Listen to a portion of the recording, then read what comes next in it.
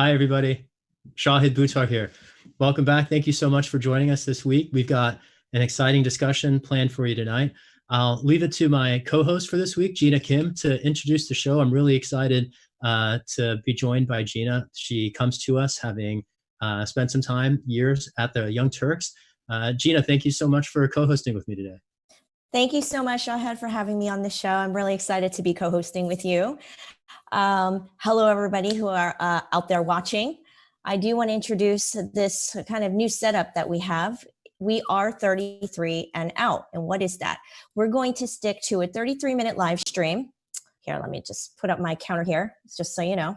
We're really going to try and stick to that, where we cover the top 33 progressive battles that this campaign is fighting for to finally put an end to the 33-year-long reign of Speaker Pelosi of putting her corporate donors first and working people last. And on today's live stream, we're going to cover the crippling effects and soul-crushing burden that student debt has on all of us, young, old, and even the debt-free. So from there, Shahid and I will be hearing from Callie Baker Johnson on how he's struggling to make payments on his student debt after recently having to shut down his new media company due to the lockdown. Kelly has a master's in communication, and he did a really, really great interview with Shahid. We're really honored to have that footage for you today. And then following that, my favorite person, Shahid, will be discussing what we learned from Kelly and more with our featured guest this week, my friend from TYT, Emma Vigeland. And then finally, we'll be sending out shout outs for today's favorite questions in the comments. So, Shahid, before we start, it'd be great if you can kind of give those shout outs right now for our super volunteers. Yeah, really excited by the support of hundreds of people around the country who've been plugging in with our campaign. I want to shout out 10 folks who've made a particular impact. So first to Adam S. from Santa Clara County, also working with the Sunrise Movement. Thank you so much for your help. Nicholas K., core volunteer here in San Francisco. Natasha P., joining us as a core volunteer in Virginia. Ryan W. in Texas. Michelle R. in Ohio. Sarah P. in Nevada. Harry M., a young volunteer joining us here from San Francisco. Swetha P. here in San Francisco. Austin G., a new phone banker from Texas. Then I want to shout out our 4 new interns. Jimena, joining us from the University of Kansas. Mose from Cornell. Zach and Henry as well, both here in San Francisco. So thank you for all of your support. It makes a huge difference in our campaign, and really grateful. Thank you guys for all of that. I mean, you know what I noticed here, Shahid, which is so beautiful, is that you have supporters from all over the country that are really into this campaign. I think that's so amazing. But as always, before we start the show, the first question of the week is exactly who does the speaker speak for, Shahid? The speaker speaks for capital, corporations, and wealthy individuals, but unfortunately, not we the people of the United States. Yeah, so not for any of our fellow San Franciscans or Americans for that matter, and especially those who leave college mired in student debt, which is kind of our focus on today's live stream. Back to you.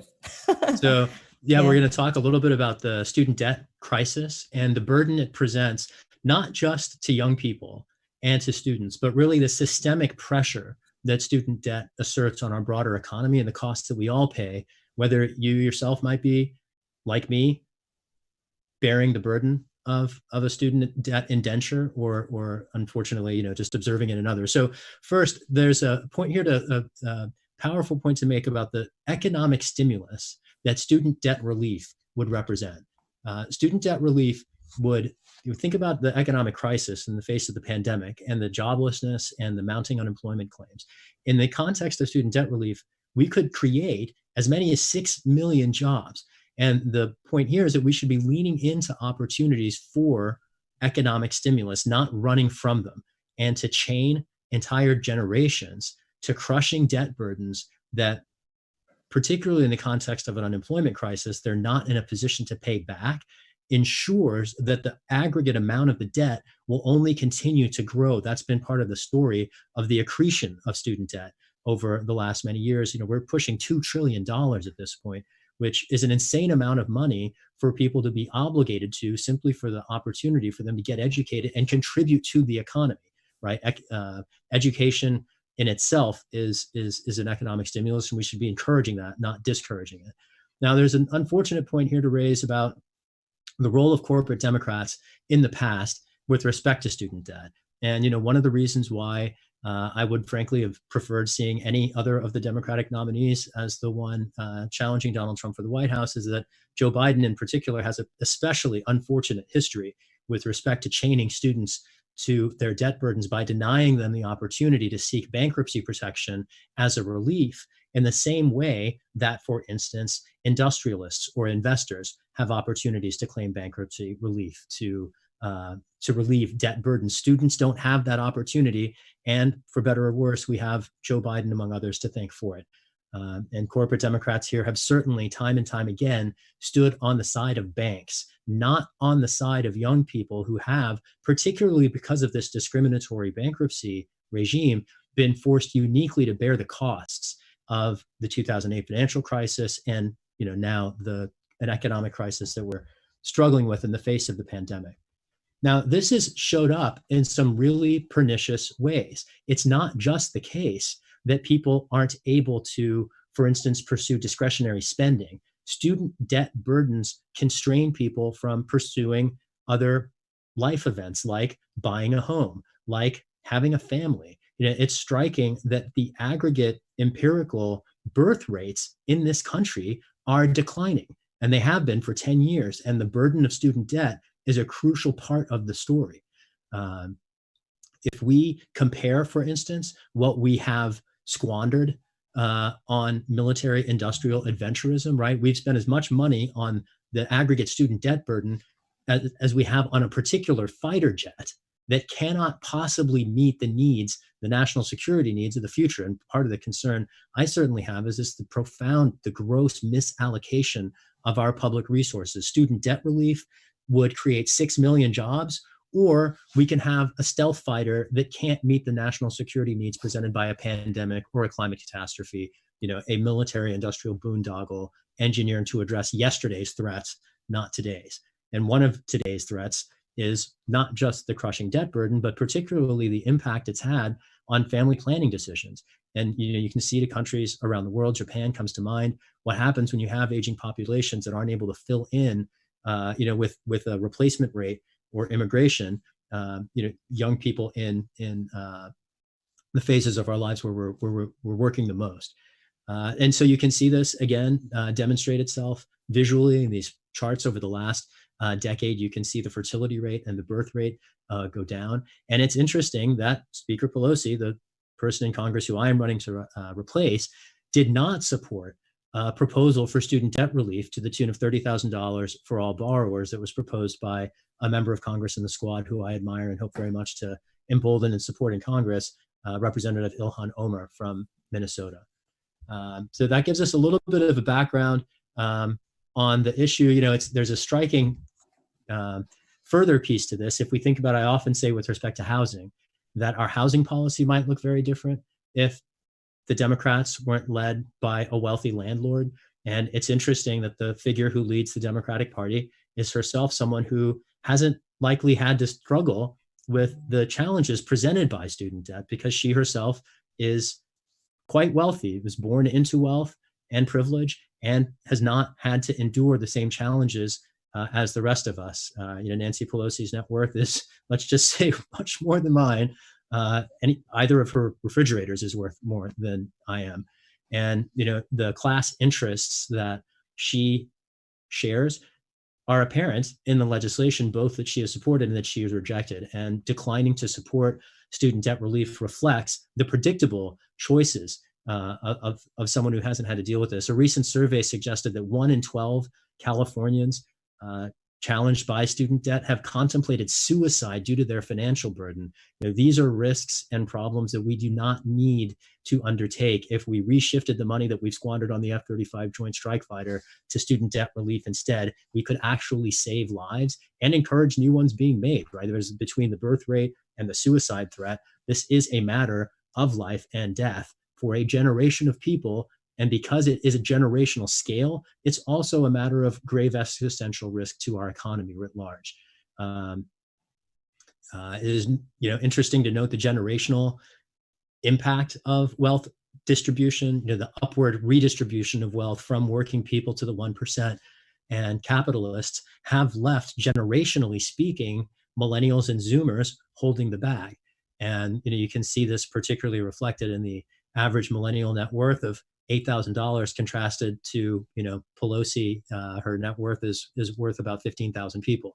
And again, we should be looking for members of Congress to promote the public interest, not their own interests. And again, I think it's unfortunate that the Democrats are led by someone who herself is so similar to the president, a daughter of privilege, who inherited wealth and then used it to lord over the rest of us. I'm very eager to see a different kind of voice in Congress that comes from and stands for our communities and puts people before profit. One of the challenges here, finally, with respect to the construction of the predatory student debt market and the crisis, is that the jobs that people hope to get when they go to college are increasingly not there. People who owe over $55,000, over half of them ended up taking a job outside their field. And that's compared with only 29% of those without debt, which is to say debt forces you to make occupational and career choices that are very different perhaps than what you might have set out for. We're going to hear from one person who's living that experience now of their dreams being limited and steered by the student debt that they're struggling to bear the burden of. So with that, I want to particularly introduce to everyone Callie, who I had the opportunity to speak with earlier this week. He's a young man who recently graduated with a master's, and he's going to share with us a little bit about his story.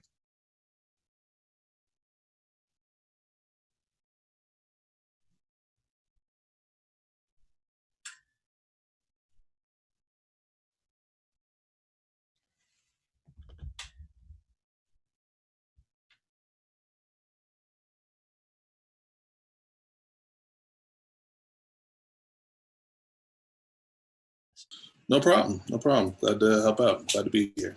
Can you talk about the role of, I'm thinking particularly like student debt and debt burdens in constraining your options? Was that a factor at all in limiting your ability to finish the project?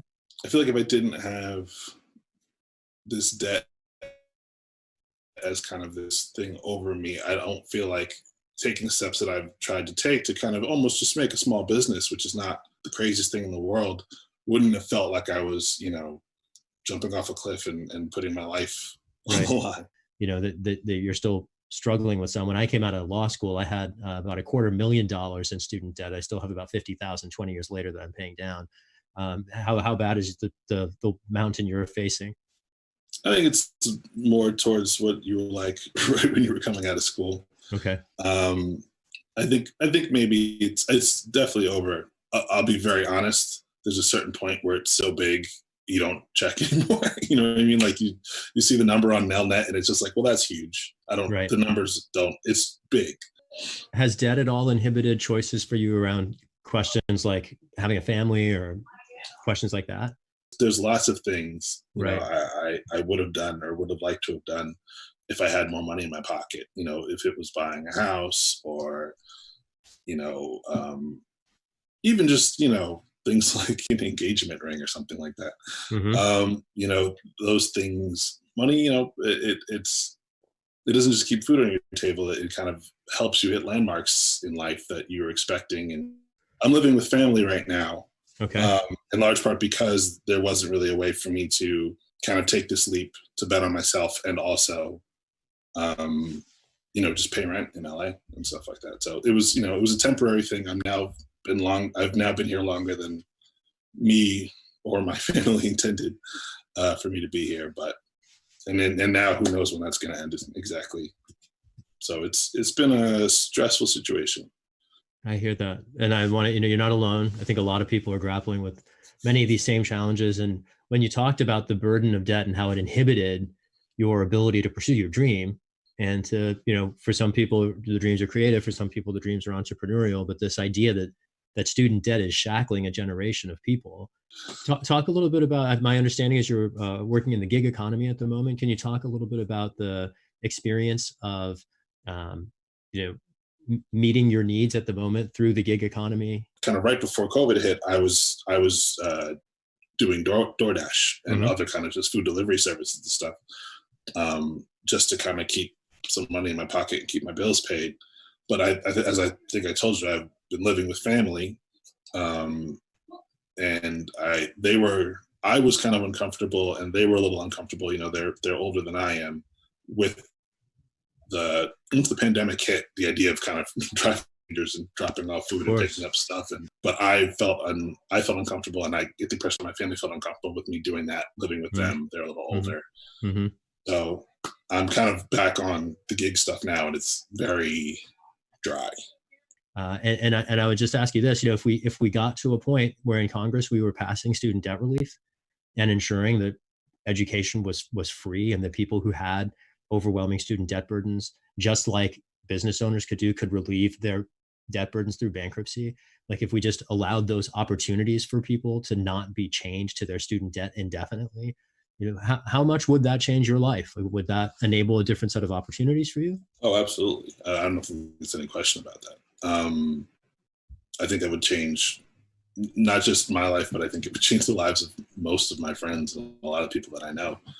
I spent 20 years, paying back banks, for the right to have been educated. And I think it's very telling that it's tough to grip the alternative reality. How much different would it be like if we were liberated from these challenges?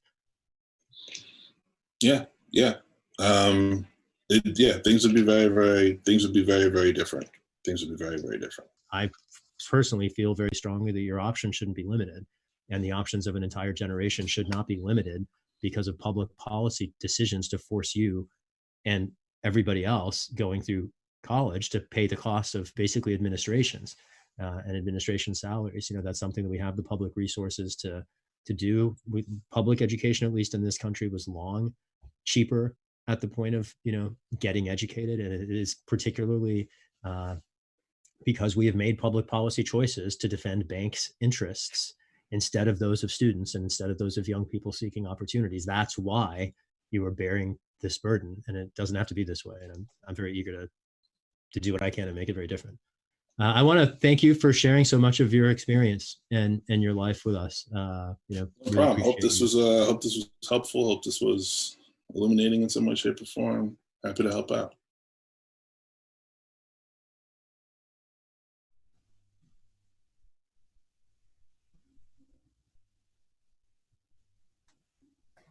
So Shahed, that was a great interview. I'm really glad that you got to do that with Callie Baker. I know Callie is someone, he got his master's in communications, and he does drive for DoorDash.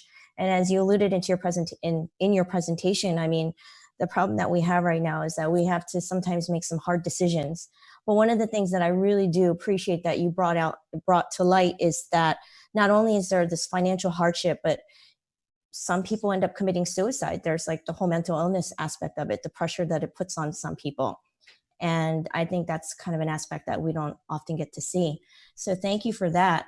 And now I'm really excited actually to get into a more deeper conversation around this whole crisis of student debt. I want to bring in a dear friend of mine from the Young Turks, someone who I had the privilege and the honor to work with, and I miss her dearly. So this is so amazing to be able to reconnect with her here on Shahed's live stream. Is my friend, and everybody hopefully here knows who she is because she's one of the finest journalists here in the country, is Emma Vigeland.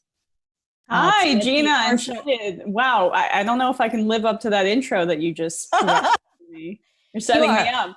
Yeah, Emma is, I have to say, while I have her here, out of all the journalists, she has so much integrity in her reporting and what she does. And it's rare that you meet someone like that. So I'm just so excited to have her here today to talk about a really important issue.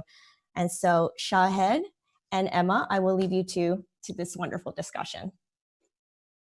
Emma, as you've covered student debt, what jumps out at you as the issue that maybe the mainstream public, or let's say Wall Street, has yet to internalize and grapple with?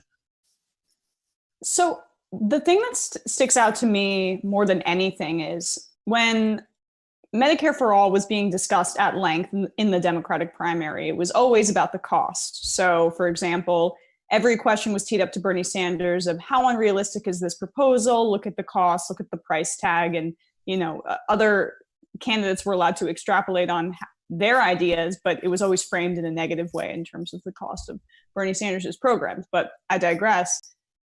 College for all, college guaranteed for all, is actually quite cheap.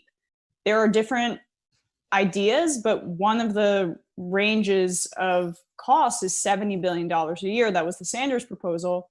And that's nothing for the federal government, truly. But what's not talked enough about is that the federal government gives out loans. They make interest on those loans. And I think they are the #1 student loan provider or servicer in the entire country.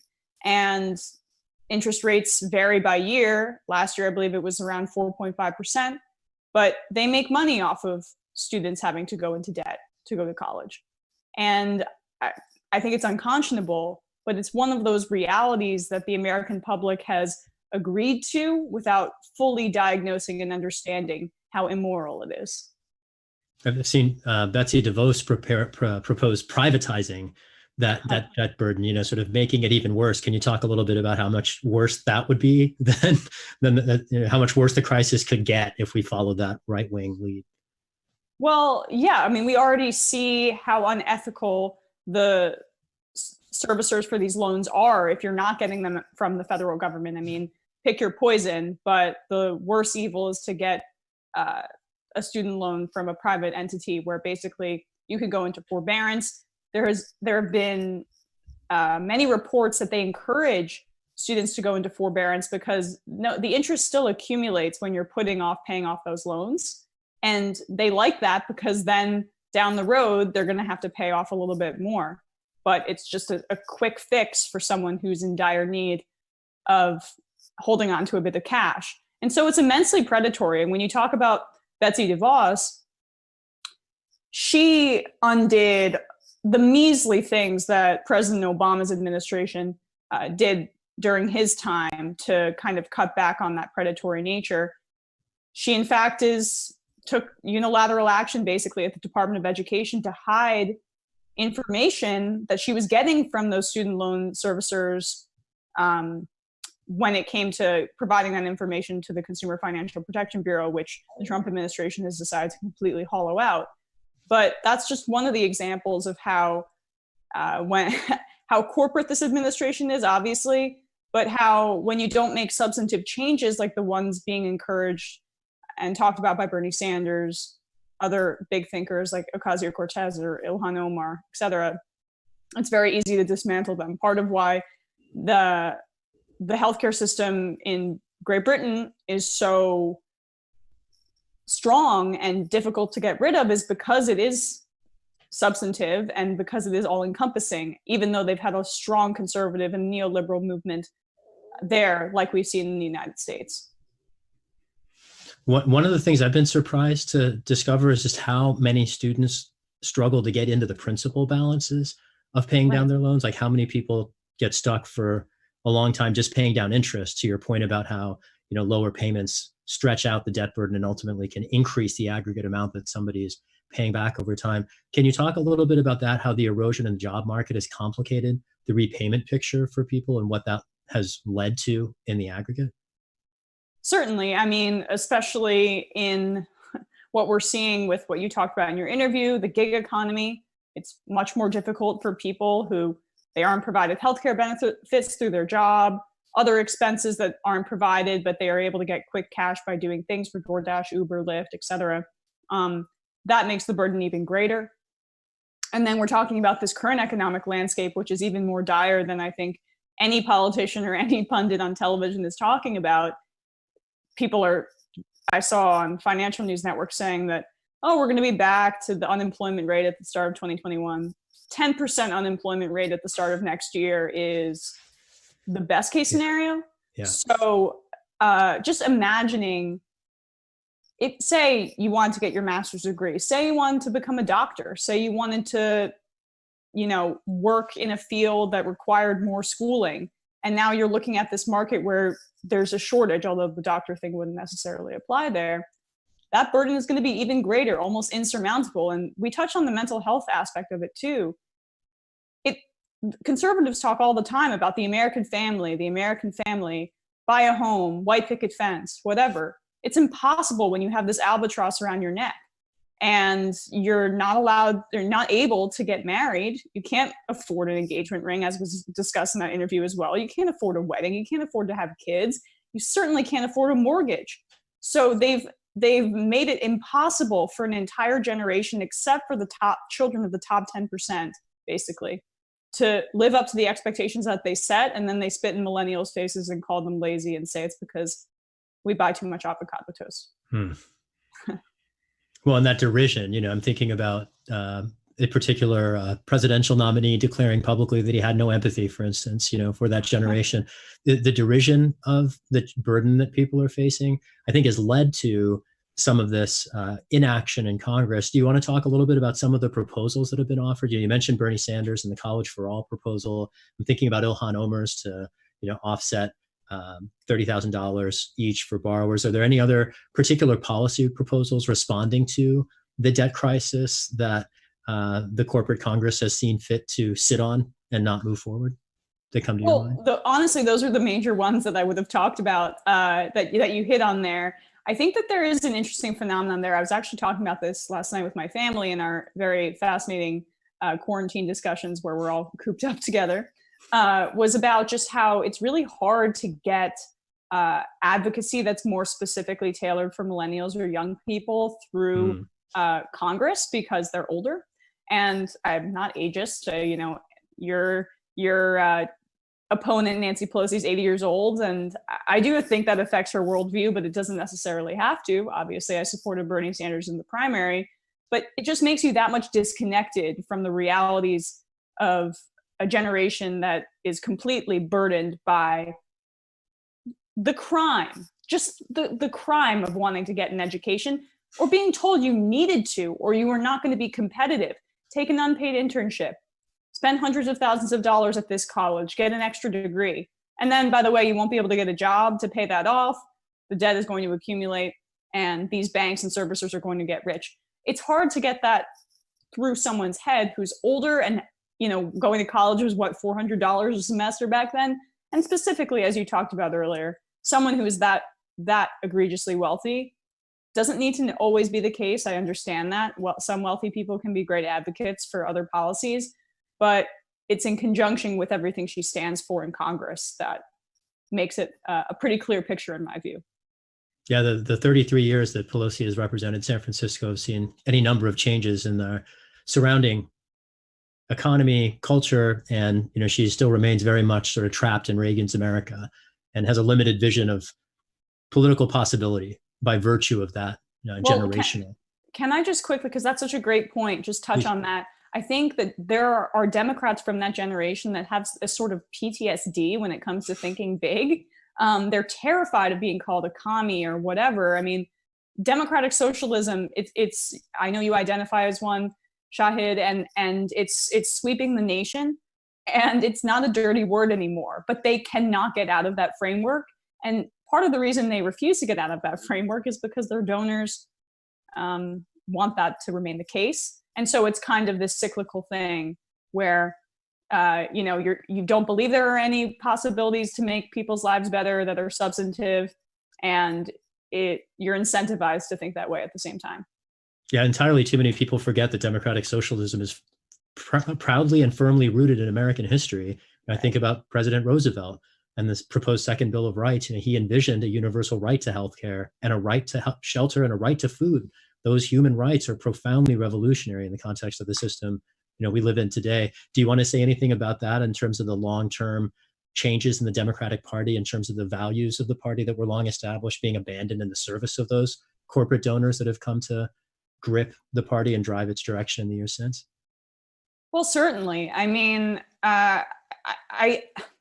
it blows my mind that, as you talked about earlier, the people who are the spokespeople, I didn't want to say people again, the spokespeople for the Democratic Party are wealthier, upper class, and almost give off the appearance and I think sometimes do, that they are the elitists when it comes to Washington, D.C., when the values that the Democratic Party and liberals are supposed to espouse are meant to create equity and equality, which are very founding principles of this country.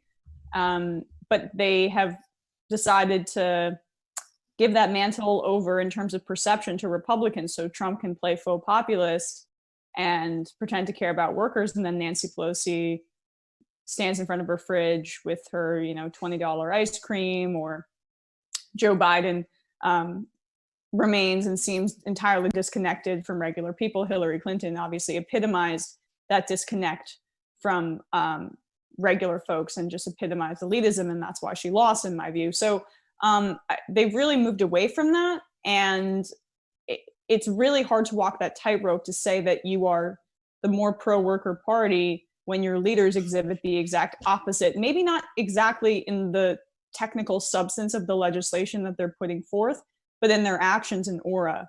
And I think that's part of the reason that the Democratic Party is pathetic in terms of wins when it comes to Congress, governors, etc. And presidential races, by the way. The last major, winning presidential candidate ran to the left in the Democratic primary. We forget that was Barack Obama. Didn't legislate that way, but that's a whole nother thing. Well, if you're absolutely right, and all three of the last presidents have come from outsiders. Bush was an outsider, Obama was an outsider, Trump was an outsider. Outsider candidates are who the American public wants, because Washington is rightfully held in such disrepute for precisely the reasons that we're describing. And it is striking to see the corporate Democratic Party duck into the punch of supporting insiders as opposed to the outside voices who resonate more strongly with Americans struggling with our various challenges in the face of this predatory system.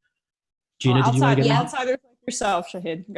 Go. Yeah, I do actually have a question for the both of you as we thank you, Emma, for your insight on all of this. We want to kind of head into some Q&A here from questions that have come in from our viewers. But one question I do have is for the both of you, why do you think that Pelosi left the debt relief out of the bill? I think, well, do you want to go first? I mean, just her donors is pretty clear, right. But you can go on. Sean. Well, yeah, the tighter way I'd put it is just her class interests, and I'd link it to, there were other things that she left out of the bill. I think about the Paycheck Guarantee Act that Pramila Jayapal had proposed, and what's interesting about that is the support for that measure has included not only progressive Democrats but centrists too, the very same centrists that Pelosi claims she is defending by promoting conservative positions within the Democratic Party have outflanked her on the left. The Intercept has reported it as presenting a crisis in her leadership because she relies on conservative votes that are abandoning her because Pelosi is more conservative than even conservative Democrats while representing San Francisco. And, when you ask why, I think she has a perception of the party's interests that's rooted in this construction of a Reagan America that is simply no longer the case. And we all are paying too great a price for that confusion. And just to add a tiny bit onto that HEROES Act, she could have done whatever she wanted. It was considered a wish list by Republicans. They said they were going to throw it out no matter what.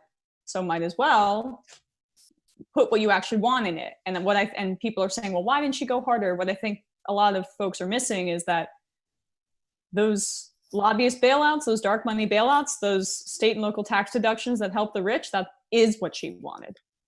Right. Yeah, got that. No, thank you. Thank you for that, both.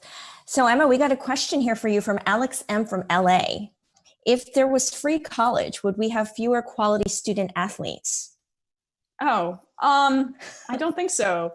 The best student athletes in terms of, I follow college football and a little bit of college basketball. College athletes should be getting paid proportional to the ticket sales and how much revenue that they generate for colleges. It's absolutely criminal that schools like Alabama or, Texas, A&M, Florida, whatever have you, make hundreds of millions, if not billions of dollars off of these students' labors. They can tear their ACL, be done, never make it in the NFL, never get a payday. So they're already not paid, but they're already on a free ride with a scholarship to these high quality, athletic schools. But I think we should go further, and they should be paid for their labor and not have these rich white guys making money off of all of them, and they never see the return potentially. Got it. Thanks, Emma. Shahid, we have a question here from Michael B from Facebook. If you get elected, will you continue to challenge neoliberal corporatists, or will you get along to get along? It's a great question. I am intrigued that Facebook is the place from which our questioner writes, as opposed to a place, but just an interesting reflection of the times in which we live. Yeah, absolutely. I'm not a careerist. People go along to get along because they put their careers before their responsibilities. If I put my career before my responsibilities, I'd still be at the Electronic Frontier Foundation. That was a great career. I really enjoyed working there. The issues were compelling. I loved my colleagues. It was secure. There's not a lot of job security in running for office against the most powerful corporate politician on the planet, right? And I'm not here for my career. There are a lot more important things in this world than our careers. and I'm here to defend the future. And if that requires going to war with the party establishment, I'm doing it now. I don't have any intention of stopping until we recover that establishment, recommit the Democratic Party to its roots in serving the needs of working people. That's the point at which I'll stop going to war with the party establishment, when it starts fighting for we the people of the United States. Got it. Thanks, Shahed. I know, Emma, we're going to lose you here in a second. Can I just give one more question for you? Absolutely. I don't know who this question came from, but here's a question. As an indie journalist, what do you think of indie media today, and what can we do better? Oh, man. Look, I think indie media is really trying their hardest. I think one of the things that's really tough, one, we don't get paid anything, just so you know. Two, Gina can knows. vouch for that. I can vouch. Gina knows. Two, a lot of the revenue we make is on YouTube and Facebook, and they are basically judge, jury, and executioner when it comes to monetization. So you have to fit their idea of what is marketable and fits for their advertisers. It is a daily struggle to deal with one of those companies just saying, I don't like this content, even if it's not offensive, showing violence, whatever, and they'll just take away the money. And God knows we need it. So it's to be dealing as a smaller company, I think, with large corporations that are beholden to no one, acting as some sort of filtration to revenue. It is a really, really difficult daily struggle for me. And I know it is for a lot of my colleagues as well. That's just talking about video content. Obviously, when you talk about people who are writing, it's really hard. So many people are freelancers. A lot of these indie media sites don't have the revenue to pay them, but also they should be paying them. I understand that. It's just, advertisers have completely milked these smaller companies and aren't really, I think, paying out in the way that they need to be, and that's proportional to what they're getting out of them. So, Emma, we want to thank you so much, and thanks for answering that question. I can vouch for it. So, with that, we thank you so much for the work that you do and the reporting that you do, traveling around the country, meeting some of the craziest people too, by the way, putting yourself out there to, give us good news. So we really appreciate you. Thank you so much for being on the show with us today on this live stream with Shahed and myself. Yeah, thank you, Gina. You're the best. I'll talk to you soon. And Shahed, Thank you for having me. It was great chatting with you. I'm sure we'll talk soon. I look forward to it. Thanks again, Emma. Have a great night. Yeah, you too. Bye. So for everyone watching right now, I know I showed you a clock in the beginning. Well, I had a dysfunctional clock and it broke. So, we might have gone over the 33 minutes, and I do apologize if that's the case. But we will wrap up here. I think we might have gone over a little bit over the 33 minutes. But before we do, I just want to check in with you, Shahed, to see if there's anything any announcements you want to make, or campaign announcements, or sure, highlight anything that people can do or volunteer for. Thanks, Gina. Mm-hmm. Yeah, we do have hundreds of people who are joining us phone banking now, and we have video training sessions every 48 hours. We'd love to include you if you haven't joined us on the phone bank. Feel free to sign up online. You can do so at shahed.fyi/volunteer, and one of our staff will be in touch. We'd love to connect with you. Also, just to name a couple recent media appearances and some opportunities coming up that we're going to have to reach a public audience. The San Francisco Chronicle had a story featuring our campaign last week, and a podcast interview with senior political writer Joe Garofoli. I'd invite people to check that out and share it. Fox News and The Independent, a UK paper, both covered the story of Marianne Williamson's endorsement of our campaign over the weekend, by which I'm so very excited and grateful.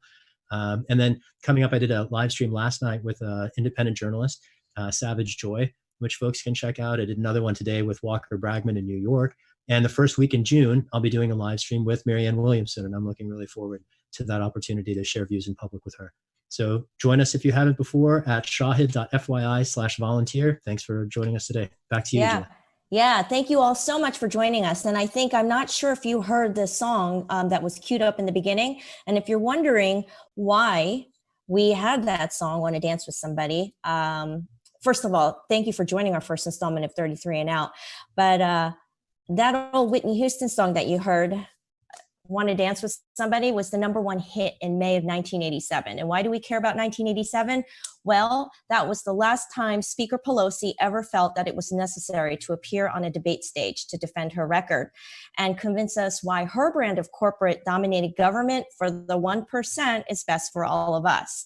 So personally, we here at the Shawhead campaign think that a rematch or maybe a remix is long overdue. I don't know. What do you think? Leave your comments below. And thank you for watching today. Thank you.